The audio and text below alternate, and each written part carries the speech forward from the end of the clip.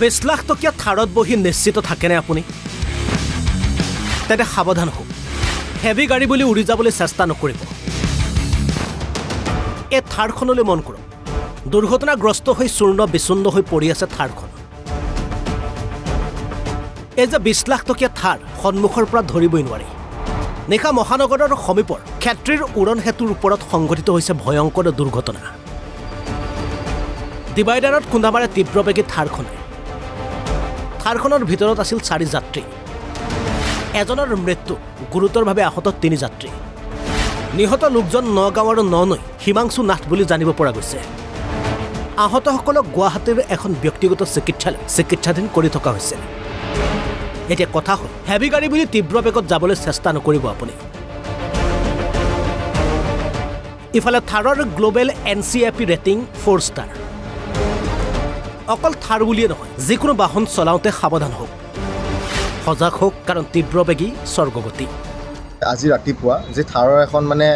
পথ দুৰ্ঘটনা সংঘটিত হ'ল যে কিছুমান চালকে বা এইবিলাক মানে বিলাসী বাহনৰ যি মানে মালিকবিলাকে মানে নিজকে ভাবে যে আমি থাৰ লৈছোঁ বা বিলাসী বাহন লৈছোঁ ৰাষ্ট্ৰীয় ঘাইপথত মানে একেবাৰে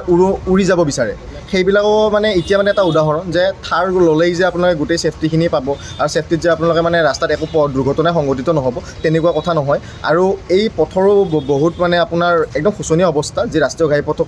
ঘাইপথটো আমি দীৰ্ঘদিনৰ পৰাই কৈ আছোঁ যে ৰাষ্ট্ৰীয় ঘাইপথৰ একেবাৰে অৱস্থা বেয়া সেইকাৰণে টুলকৰ কিন্তু দিনক দিনে বৃদ্ধি হৈ আছে কিন্তু আপোনাৰ ৰাষ্ট্ৰীয় ঘাইপথৰ মানে যি মানে নিৰ্মাণক লৈ যি কাৰ্য বা যেনেধৰণৰ ব্যৱস্থা গ্ৰহণ কৰিব লাগিছিল তেনেকুৱা ব্যৱস্থা গ্ৰহণ কৰা নাই আৰু যি উজনি নামজি যি সংযুক্ত পথ এইটো এটা মূল পথ আৰু এই মূল পথটোৰে দিনে নিশাই বহু যাত্ৰী মানে অহা যোৱা কৰে সেইকাৰণে সেই যাত্ৰীবিলাকো কৈছোঁ যে আপোনালোকে মানে থাৰে হওক বা আপোনালোকৰ মানে বিলাসী বাহনে যে উৰি যাম বুলিকে মানে আহিব যে মানে একেবাৰে মানে স্পীডটো একেবাৰে মানে অকণমান যদি আপোনালোকে নিম্ন গতিত আহে তেতিয়াহ'লে আপোনালোকৰ নিজৰ লগতে ৰাইজকো আপোনালোকে বচাব পাৰিব কাৰণ আপোনালোকে কেতিয়াবা এনেকুৱা হয় যে আপোনাৰ গাড়ীখনত একদম ছেফটি থকা বুলি আপোনালোকে পূৰা একদম উৰি অহাৰ দৰে আহিব কিন্তু আপোনাৰ সাধাৰণ ৰাইজ যি থাকে তাতে সাধাৰণ ৰাইজে কিন্তু আঘাতপ্ৰাপ্ত হয় আৰু তেনেকুৱা গৰাকীও আমি অনুৰোধ জনাইছোঁ যে ৰাষ্ট্ৰীয় ঘাইপথৰ একদম শোচনীয় অৱস্থা আপোনালোকে যদি এই উজনি নামনি যি পথটোৰে অহা যোৱা কৰিলে আপোনালোকে অকণমান আপোনালোকৰ গতিবিলাক অকণমান নিম্ন গতিত আহিলে আমি ভাল পাম বহুতকৈ হয় থাৰ ল'লে বহুত ছেফটি হ'ব বুলি পেলাই কি ক'ব এইখন সেই ক্ষেত্ৰততো আজি আমি যি দেখিলোঁ আমিও আগতে ভাবিছিলোঁ যে থাৰত বহুতখিনি ছেফটি থাকে বা থাৰ এখন অফ ৰ'ডিং কাৰ আৰু কিন্তু এনেকুৱা ৰাষ্ট্ৰীয় ঘাইপথত যদি এনেকুৱা ধৰণৰ ইমান বিলাসী বাহন যদি এনেকুৱা ধৰণৰ দুৰ্ঘটনাগ্ৰস্ত হয় কিন্তু থাৰে চাগে এই বিষয়টোত লৈ থাৰৰ যি উদ্যোগপতি তেওঁলোকে চাগে কিছু বিহিত ব্যৱস্থা মানে ল'ব লাগে কাৰণ এনেকুৱা যদি অৱস্থা হয় আৰু আমি গম পোৱা মতে এজন লোক নিহতও হ'ল যি মানে ছেফটি চাগে মানে যি ৰেটিঙৰ থাৰত শুনিছিলোঁ সেয়া চাগে আজি ভুল প্ৰমাণিত হৈছে বহুত ফেমিলিৰ ইয়াতে জীৱন নিৰ্ভৰ হৈ থাকে যেতিয়া ট'ল কৰে সেইটোৱেই মানে আমি আগৰ পৰাই কৈছোঁ যে এই পথটোক লৈ চাওক আজি যিজন চালকে চলাই আহিছিলে বা যিগৰাকী মানুহ যিকেইজন গৰাকী আছিলে তেওঁলোকেহে আঘাতপ্ৰাপ্ত হ'ল বাৰু পুৱাৰ সময়ক লৈহে যদি যদি সেই এক্সিডেণ্টটো আপোনাৰ